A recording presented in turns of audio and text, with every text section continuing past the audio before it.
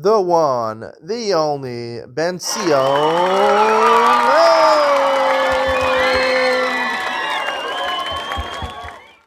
Good afternoon and welcome to Yeshiva YouTube. Iyun with Benzion. Today's daf is Benzion Gittin daf Chaf number 20.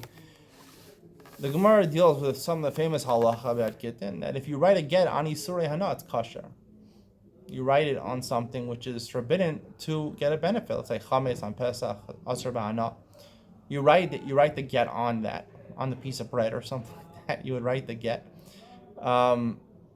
It's considered a kosher get, even though it's a nasan. It has to be some sort of matana, some present. It has to be seemingly worth. It doesn't have to be worth a shava pruta. It doesn't have to be worth anything. You right now it's worth zero, but it's kosher. Now the Gemara on Chaf Beis says that if you say to a woman, "Hareza gite anayir shali," I'm giving you a get, read it on a piece of paper, but the paper still belongs to me.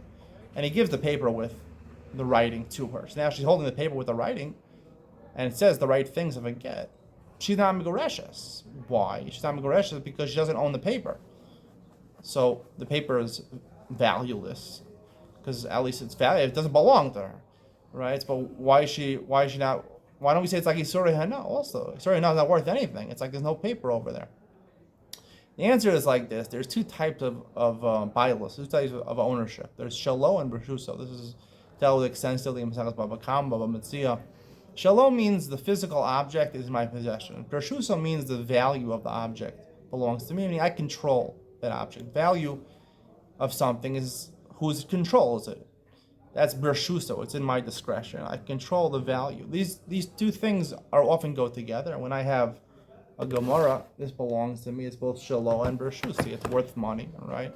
It has value, so it's in my shus, and it's also shalo. The physical object belongs to me. I paid with it for my own money, so that's shalo and bershusa. But a lot of times it becomes blurry. It's not as one person could have shalo, other person could have bershusa. The famous concept is someone steals from somebody, right?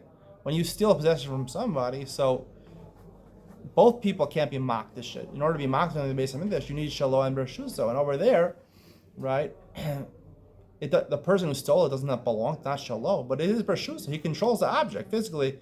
If you ask him who's that, he's not going to give it to anyone. He uses it for himself. He's not going to give it to everyone. He's controlling the object. The value of the object is by him. He doesn't own the object because he stole it, but really he's in control of the object. So you can split shalom and bershuso. And I believe with Isurei Hana, even though there's no value, that means there's no bershuso. No one has bershuso, right? Because there's no money. It's not worth monetarily. It's worth zero. But there is shalo. It is an object. Chametz on Pesach is shalo, right? Like the Gemara says, the Torah says chametz on Pesach. The Gemara took it out of bershuso, bor bershus harabim or something like that. And chametz on Pesach, they're in a person's reshus, and the Torah made it like it's not in your reshus. The Torah took the value out of your pocket. It's not worth anything. But is it mine? Yeah, sure. The physical object is mine. It's still a physical object. It's still a piece of bread. We can't say poof, the bread vanished into thin air. The bread is still there. So the shalo is still there. And as I mentioned, the important part of a get is the ksiva, writing it, the maisa ksiva, and then the sina, the maisa of giving it over, and the action. And those processes are something which are tied to the actual object of the get itself, the physical get itself. So therefore, even though it's not worth anything, but it is in my possession. So therefore, I could write it, right? I could write a custom, I could do the maisa ksiva. The maisa is tied to the shalo of the object, and I can give it, which is also tied to the maisa of giving over the get. And I'm giving something of mine to her. Am I giving her something valuable? No, that's not important. However, the second case on Chaf Beis is where he says, "I'm giving you a get, and the nair belongs to me." The reason that is not good is because the get, the words, right, you can't detach them from the piece of paper, right? Otherwise you say, or osios porchos ba'avir, they're flying in the air. They're not flying in the air. They're on the piece of paper. So even if you want to say somehow we can detach the letters, and the osios are porchos ba'avir, but that osios are not shalo. It doesn't belong to him. Osios have to, in order to belong to someone, it has to be written on a piece of paper, something physical, right? If you detach the letters from the paper, so the letters are porchos ba'avir, they're flying spiritually in the air, but they're not there. They're only physically present if they're on a piece of paper.